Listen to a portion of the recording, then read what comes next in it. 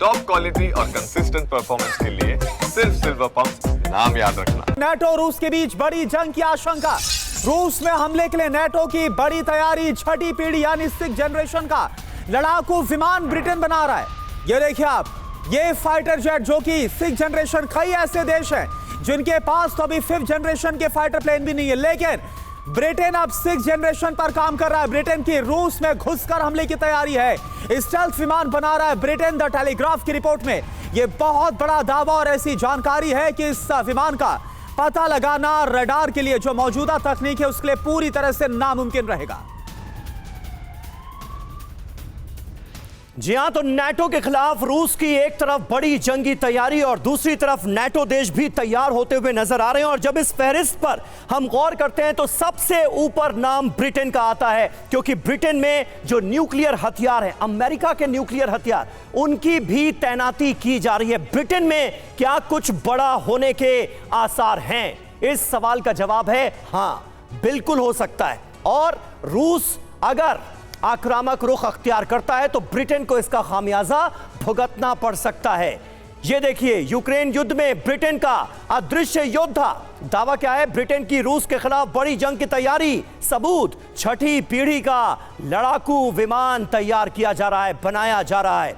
Britain की तैयारी, Italy, Japan की मदद से स्टेल्थ फाइटर जेट पर काम किया जा रहा है। कितना ताकतवर है ये? एडवांस वेपन है, बड़े फ्यूल टैंक से ये पूरी तरह से लैस है। लॉन्ग रेंज स्ट्राइक मिशन के लिए ये तैयार किया जा रहा है। तो ब्रिटेन की आप तैयारी देखिए, एक के बाद एक लगातार ऐसी खबरें सामने आ रही हैं। ताकत की इसकी बात की जाए तो बिना रिफ्यूलिंग के ये घंटों तक उड़ान भरने का मादा रखता है। तो बड़ी बात क्या निकलकर सामने आई?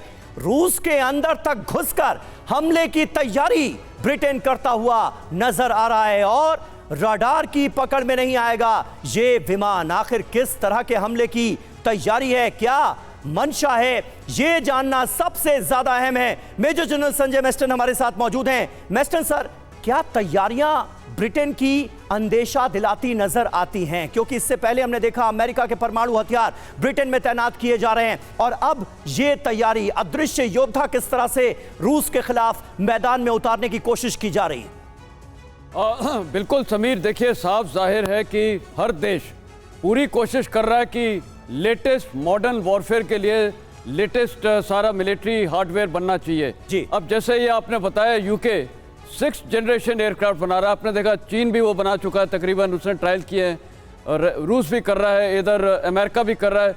सब लेटेस्ट जनरेशन एयरक्राफ्ट बनाना चाहते हैं। कारण ये है कि आज की लड़ाई मोटे तौर पे अभी देखा जाए तो एरियल वॉरफेयर हो रहा है। इसमें ड्रोन्स का इस्तेमाल हो रहा है, एयर अटैक्स हो रहे हैं और खासकर ये स्टेल्थ बॉम्बर्स हो रहे हैं, फाइटर एयरक्राफ्ट जिसकी डीप पेनिट्रेशन करके। और आपने अभी देखा जिस प्रकार B-2 बॉम्बर्स ने ईरान के ऊपर भी हमला किया था, वो उसके न्यूक्लियर पावर प्लांट पे। तो कहने का मतलब है, ये साफ इंडिकेशन ये है कि जितनी भी अब लड़ाइयाँ हैं उसके लिए हर देश, शामिल भारत, हम भी सब तैयार हो रहे हैं, क्योंकि लेटेस्ट वॉरफेयर और लेटेस्ट मॉडर्न इक्विपमेंट से वॉर जीते जा सकते हैं। तो ये साफ जाहिर है कि उसी तरफ ये कोशिश है कि 6th जनरेशन एयरक्राफ्ट बनाओ जिससे लड़ाई का पलड़ा जो जिसने भी बनाया है उसकी तरफ भारी पड़े। और इसके लिए साथ ही में काउंटर मेजर्स भी करने पड़ेंगे। अभी इनको पता है कि ये रशिया के खिलाफ हो सकते हैं, तो रशिया भी इसके खिलाफ काउंटर मेजर्स करेगा और साथ में रशिया भी अपनी कुछ और ऐसे जनरेशन एयरक्राफ्ट निकालेगा। तो ये एक रेस हो गई है, जैसे मनीष ने भी बोला, ये बेसिकली आर्म्स रेस की आज रेस है और हर देश का अधिकार बनता है अपने लिए हथियार बनाओ। बिल्कुल सही भारत बात के लिए भी एक बहुत बड़ा लेसन है। बिल्कुल सही बात है। और ब्रिटेन बड़े पैमाने पर तैयारी करता हुआ नजर आ रहा है। साफ अंदेशा इस बात का लग रहा है कि वाया ब्रिटेन कुछ बड़ा किए जाने की कोशिश हो रही है।